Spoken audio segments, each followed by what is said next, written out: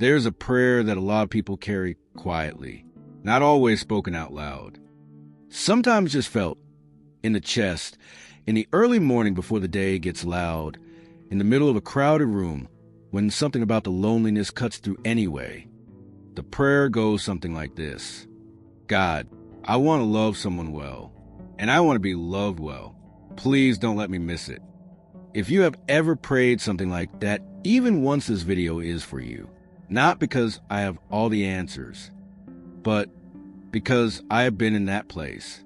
And I have watched people I love be in that place. And I have learned slowly, sometimes painfully, that God is rarely silent when it comes to love. He just doesn't always speak the way we expect him to. A few years ago, I was in a relationship that looked right from every angle anyone else could see. She loved God. She was kind. My family adored her. My friends thought I was the luckiest man alive. And I cared about her genuinely. But there was something underneath everything. Something I kept trying to pray away. Something I kept hoping would resolve itself with more time, more commitment, more faith. A quiet unease. Not dramatic. Not a red flag anyone could point to. Just a stillness that never came. I kept asking God for a sign. And for a long time, I thought the silence meant stay.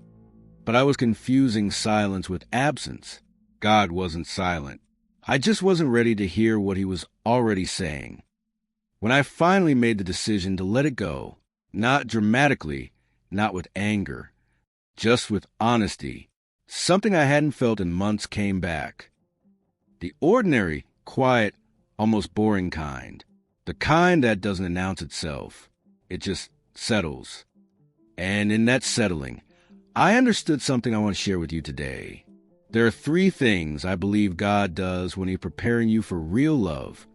Not 3 rules, not a checklist, 3 movements. Things that happen in the background of your life. Quiet, sometimes uncomfortable, that are actually him clearing the way. Before the right person can enter, something usually has to leave. And this is the part nobody warns you about properly. Because the leaving doesn't always feel like clearing. It feels like loss. The relationship that ended, and you still don't fully understand why. The situationship that just quietly dissolved before it ever became something real. The person you loved deeply who simply wasn't the one. And the grief of that felt like failure, when it was actually just finishing. God clears the space not to punish you, but because real love, the kind that is steady and deep and actually good for you, cannot fit in a space already full of what wasn't right. The clearing is the preparation. And if you are in the middle of a clearing right now, if something just ended or something is ending and you are in the ache of it, I want you to hear this. The ache is not evidence that you failed. It is evidence that you are being prepared. This is the one that is hardest to describe until you have felt it. There is a kind of relationship that keeps your nervous system constantly asking questions. Does he mean it? Where is this going? Why do I feel like I'm always waiting for the other shoe to drop?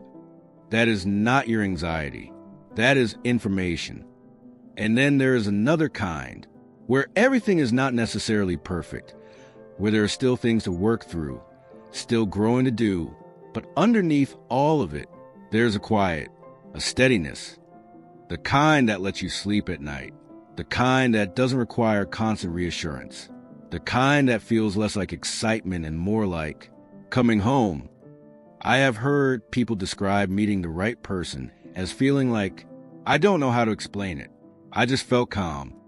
Like something in me stopped fighting. That calm is not boring. That calm is God's signature. If you have been in relationships where peace was always just out of reach, where you had to work so hard just to feel okay, I need you to know that is not what love is supposed to feel like. Peace is not the absence of love. Peace is one of its deepest signs.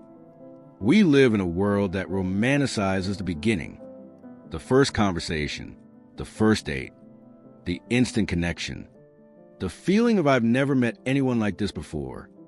And those things are beautiful. But God is not impressed by beginnings.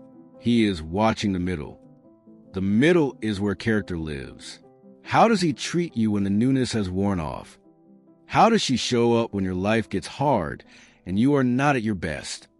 How do they handle disagreement, disappointment, the ordinary friction of two real people trying to build something together? Anyone can be remarkable in the first 3 months. Remarkable is easy when everything is new and you are both performing the best versions of yourselves.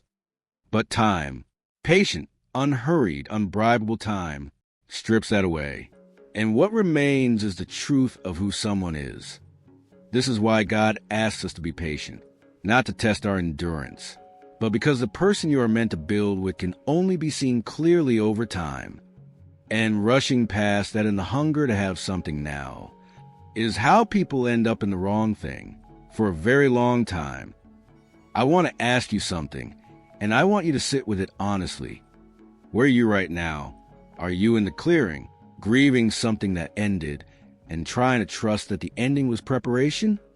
Are you in the waiting, holding a prayer about love that hasn't been answered yet in the way you hoped? Or are you in the peace, the quiet, surprising, almost too good to trust kind, and you're trying to figure out if it's real? Wherever you are, I want you to know that God sees it, not from a distance, right here, in the middle of the confusion, or the grief, or the hope. Tell me in the comments, where are you in your story right now? Are you in the clearing, the waiting, or the peace? And if you feel comfortable, tell me what that feels like. This is a safe space, and I read every single one. I don't know exactly what God has ahead for you. I don't know the name of the person. I don't know the timing. I don't know the shape of the story He is still writing for your life. But I believe this with the same quietness. I believe most things that matter. If you are someone who loves deeply, who prays honestly, who is willing to be shaped by what you've been through rather than hardened by it, you are not forgotten. The clearing was not punishment. The waiting is not abandonment. The peace, when it comes, will not feel like what you imagined. It will feel better, quieter, more like grace than anything you could have engineered yourself. Trust the process even when the process is slow. Trust the preparation even when it hurts. And trust that the love being built for you is worth everything it is taking to get you ready for it. This is Loom of Love, where we talk about the things that live between faith and feeling. If this sat with you today, share it with someone who is in the middle of their waiting. They need to hear it more than they'll admit. And I'll see you in the next one.